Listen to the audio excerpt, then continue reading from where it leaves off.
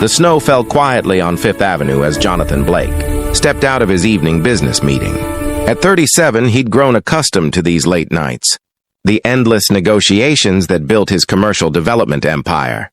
His dark hair was touched with early flecks of silver, his tailored black coat a shield against both the cold and the world.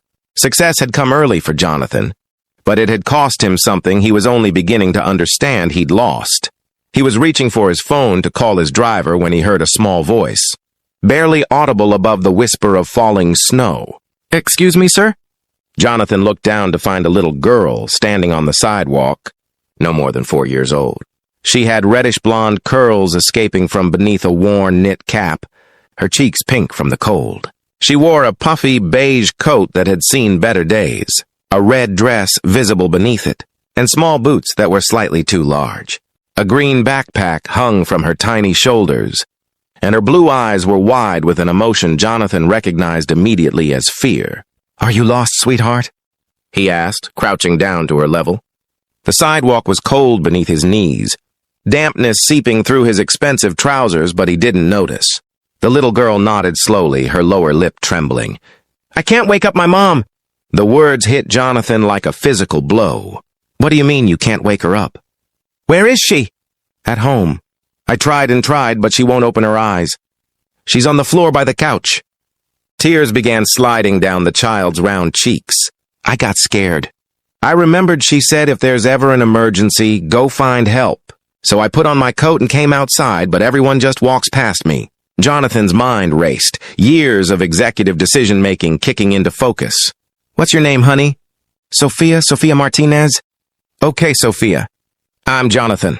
Can you show me where you live? Can you take me to your mom?" The little girl nodded, reaching up to take his hand with a trust that made Jonathan's chest tighten. Her small fingers were cold, even through her mittens.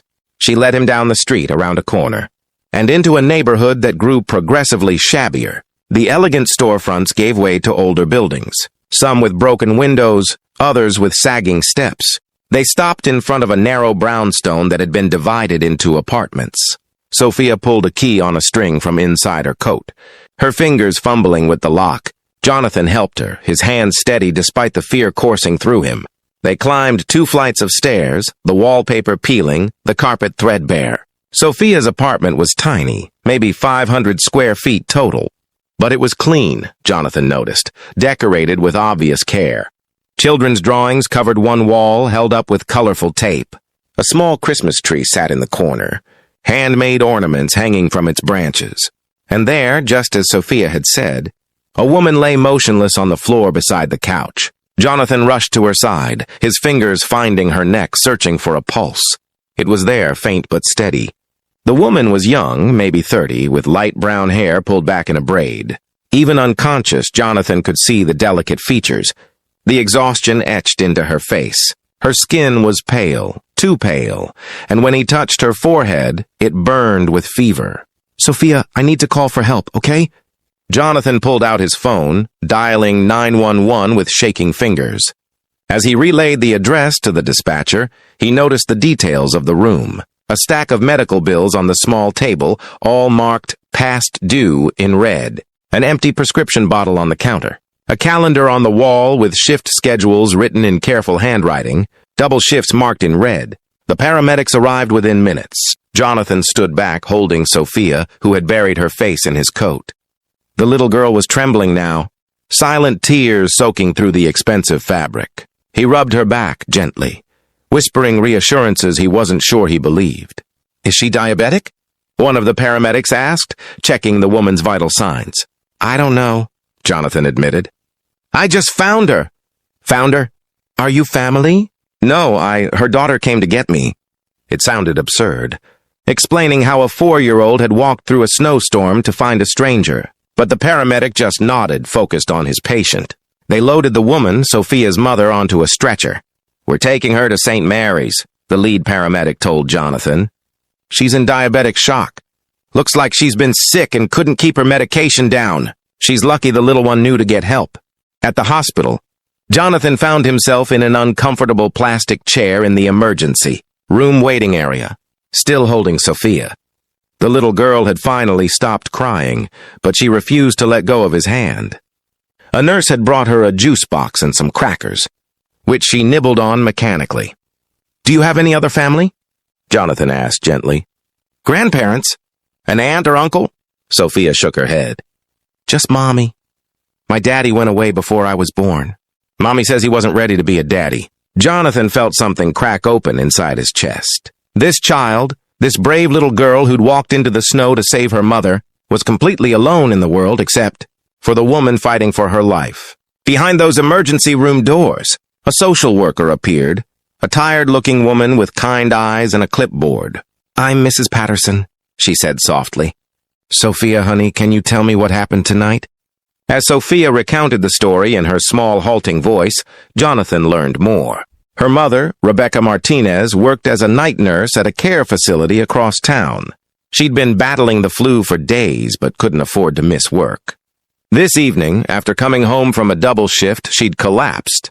Sophia had tried everything she could think of, had even brought her mother water and the phone, but Rebecca hadn't woken up. "I'll need to place Sophia in temporary foster care until her mother recovers," Mrs. Patterson said quietly to Jonathan. "There's no other family and—" "No." The word came out more forcefully than Jonathan intended.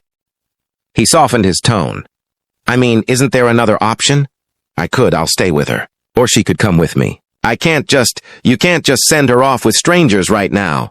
Mrs. Patterson's eyebrows rose. "Mr. Blake, I appreciate your concern, but we have procedures." "You're not family.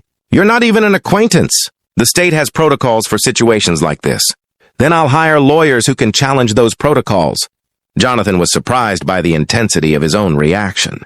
This child just saved her mother's life by being brave enough to ask a stranger for help. I'm not going to let her be traumatized. Further, by being taken from the one place she feels safe, which right now happens to be with me. The social worker studied him for a long moment. Then she sighed. "Let me make some calls." 2 hours later, through a combination of Jonathan's reputation, his lawyers working overtime, and the unusual circumstances, a temporary arrangement was made. Jonathan would be Sophia's guardian until Rebecca recovered, with daily check-ins from social services. It was highly irregular, the social worker emphasized. But given that it was now nearly midnight and Sophia had been through enough trauma for one night, they'd make an exception. "Can we see my mommy first?" Sophia asked, her small voice breaking the tension. They were allowed into Rebecca's room for a few minutes. She was awake now, though barely, hooked up to IVs and monitors. When she saw Sophia, tears streamed down her face. "Baby, I'm so sorry," she whispered. "You were so brave. So brave." "This is Mr. Jonathan," Sophia announced. "I found him on the street and he helped us. He's going to take care of me until you get better." Rebecca's eyes met Jonathan's over her daughter's head. In them he saw gratitude, yes, but also fear and shame and a fierce, protective love that reminded him of his own mother, gone now for 10 years. "I'll keep her safe," Jonathan promised quietly. "I'll bring her to visit every day. You focus on getting well." Rebecca reached out a shaking hand and Jonathan took it. Her grip was weak, but her gaze was strong. "Thank you," she whispered. "I don't understand why you're doing this, but thank you." Jonathan didn't fully understand it himself. All he knew was that when Sophia had taken his hand on that snowy sidewalk, something had shifted inside him. Some long dormant part of his heart had woken up. The part he'd shut down after his own family had fallen apart, after he'd thrown himself into work to avoid feeling anything at all. That night, Jonathan's penthouse apartment, which had always seemed sophisticatedly minimalist, felt cavernous and cold with a 4-year-old inside it. Sophia stood in the center of the living room, her small backpack still on her shoulders, looking lost. "Are you hungry?" Jonathan asked, realizing he had no idea what 4-year-olds ate.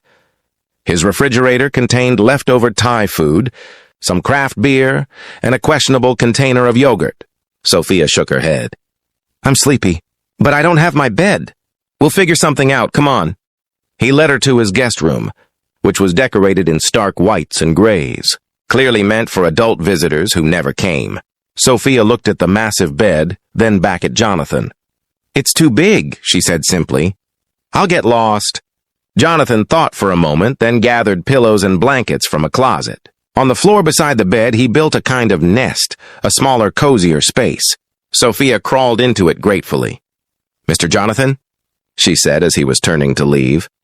"You can just call me Jonathan. Jonathan, will you stay until I fall asleep? I get scared in new places." He settled onto the floor beside her makeshift bed, his back against the wall. Sophia reached out and took his hand again, and they sat there in the dim light from the hallway. "My mommy sings to me," Sophia said quietly. "But I know you probably don't know the songs." Jonathan's throat tightened.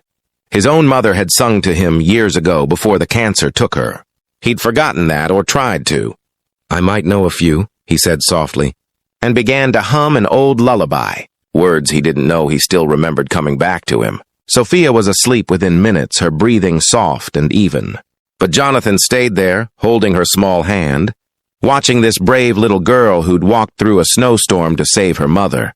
He thought about his own life, about the corners of glass and steel he'd built around himself, about the years he'd spent accumulating success while losing touch with everything that made life meaningful.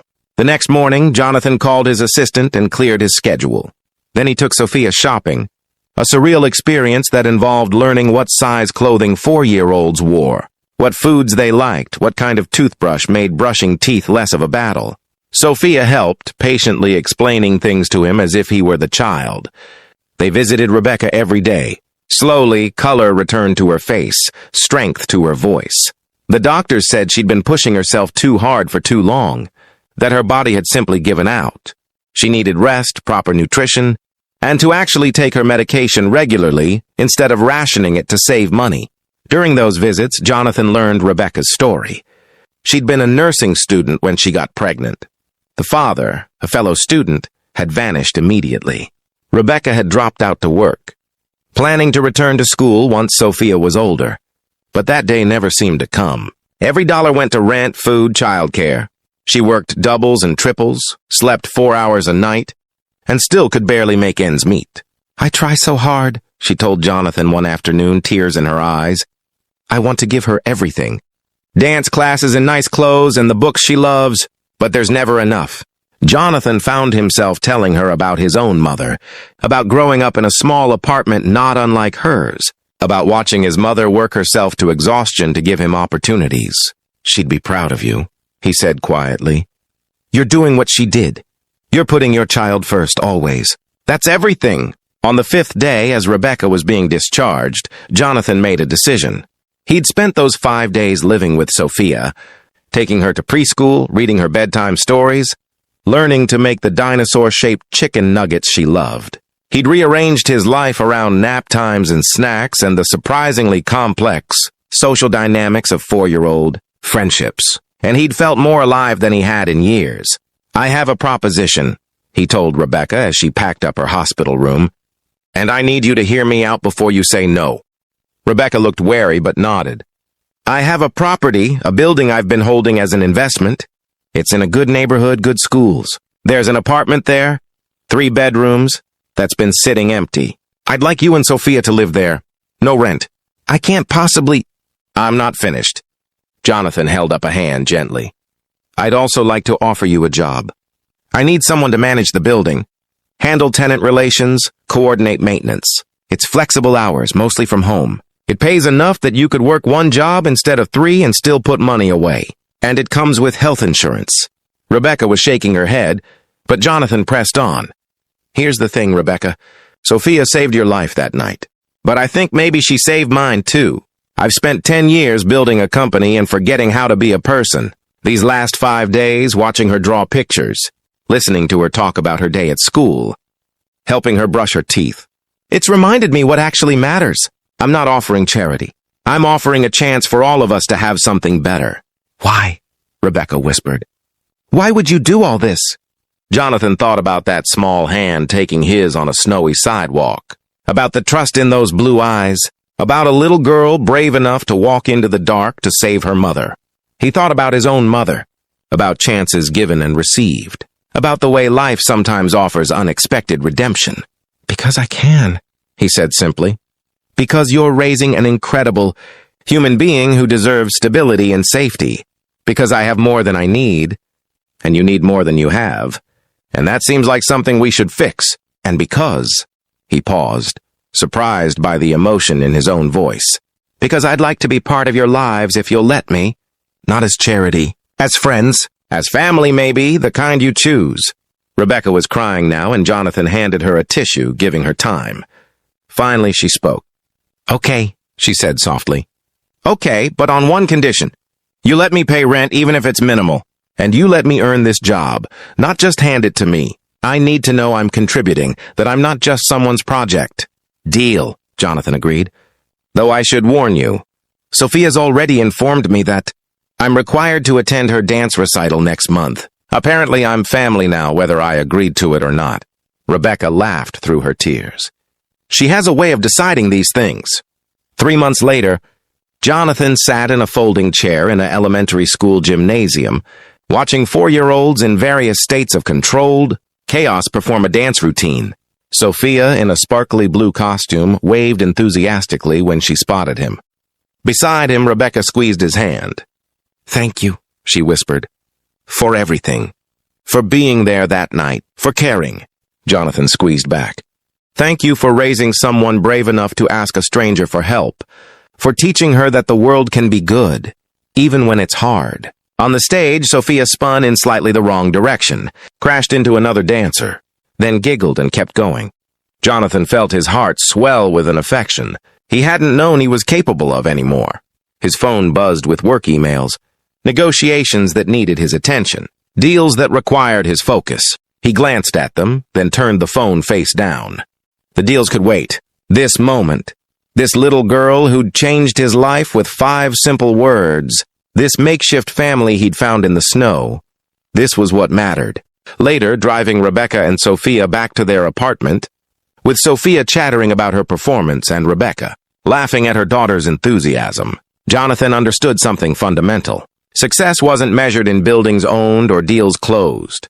It was measured in small hands trusting yours, in the privilege of being present for ordinary miracles, in the choice to show up and care even when it wasn't convenient or expected. "Sir, my mom didn't wake up," Sophia had said that snowy night, and in asking for help, she'd offered it. She'd reminded a man who'd forgotten how to feel that hearts could still crack open, that walls could still come down, that it was never too late to build something real. The snow was falling again as they pulled up to the building, soft and quiet. Sophia pressed her face to the window, watching the flakes dance in the streetlight. "It's like that night," she said. "The night I found you, Jonathan." "No, sweetheart," he said softly, meeting Rebecca's eyes in the rearview mirror. "That was the night you both found me. And in that moment, with snow falling and a child's laughter, filling the car and a future spreading out before them, full of ordinary days and extraordinary love, Jonathan Blake finally understood what it meant to be truly wealthy.